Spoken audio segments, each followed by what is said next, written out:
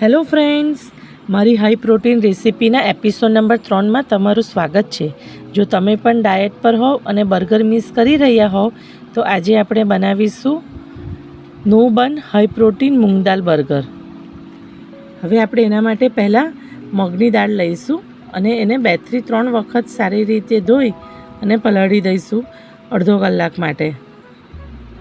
હવે આપણી મગની દાળ અડધો કલાક પલાળ્યા પછી આપણી મગની દાળ રેડી છે બેટર બનાવવા માટે.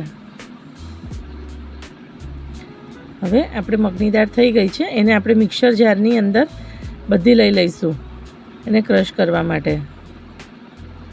અને એની અંદર આપણે થોડું આદું એડ કરીશું, જે મારી પાસે ઘરે ક્રશ કરેલું છે આદું. અને હવે આપણે એમાં થોડું લીલા મરચાંની પેસ્ટ એડ કરી છે.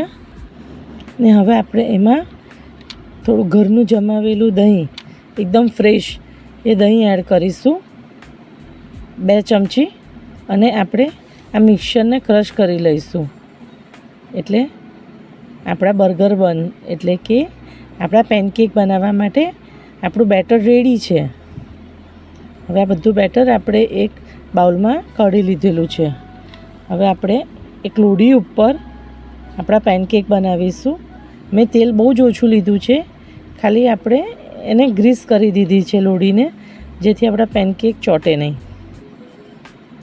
હવે આપણે એમાં નાના નાના સાઇઝના 4 આપણે બનાવી દીધા છે પેનકેક, જે આપણે બર્ગર બન બી કહી શકીએ છીએ. હવે એને આગળ અને પાછળથી બંને બાજુથી આપણે એને શેકી લઈશું સરસ રીતે. હવે બંને બાજુ આપણા પેનકેક સરસ શેકાઈને રેડી થઈ ગયા છે. આપણે એને એક પ્લેટમાં કાઢી લઈશું.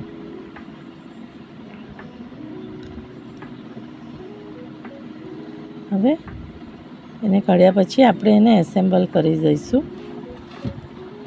એસેમ્બલ કરવા માટે આપણે હવે આમાં પનીરને આપણે રોસ્ટ કરીશું. હવે એની અંદર આપણે પનીરના પેનકેકની સાઇઝના આપણે પનીરના સ્લાઇસ કટ કરેલા છે, એને આપણે એકદમ ઓછા તેલની અંદર રોસ્ટ કરીશું. અને એની અંદર પનીરમાં મેં થોડો ઓરેગાનો અને ચીલી ફ્લેક્સ એડ કર્યા છે, જેથી આપણો પનીર બી એકદમ ટેસ્ટી લાગે. હવે એને બી આપણે ધીરા ગેસે બંને બાજુ શેકાવા દઈશું. અને આપણું પનીર બી રેડી છે બંને બાજુ શેકાઈને. હવે આપણે બર્ગર બનાવવા માટે પનીર અને પૂડા અને આપણું કાકડી અને ટામેટાની સ્લાઇસ રેડી છે. હવે આપણે અમૂલનું ચીઝ લીધું છે સ્લાઇસ, જેને આપણે એની સાઇઝ પ્રમાણે એના 4 કકડા કરી દઈશું. અને આપણે હવે એને એસેમ્બલ કરીશું. હવે એક પ્લેટ લઈશું અને એની અંદર 2 આપણે પેનકેક મૂકીશું. એની ઉપર કેચઅપ લીધો છે બંને ઉપર, અને આપણે એ કેચઅપને સ્પ્રેડ કરી દઈશું સારી રીતે. હવે એની ઉપર આપણે એક ટામેટાની સ્લાઇસ મૂકીએ છીએ. હવે આપણે એની પર એક કાકડીની સ્લાઇસ મૂકીશું અને આપણું રોસ્ટેડ પનીર મૂકીશું.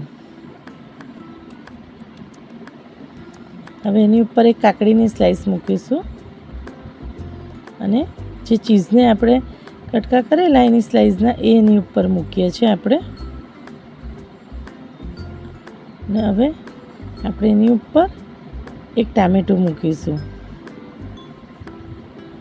હવે એની પર પેનકેક આપણે ઊંધું કરી દઈશું અને એની ઉપર ટૂથપીકથી આપણે બર્ગર રેડી કરી દઈશું.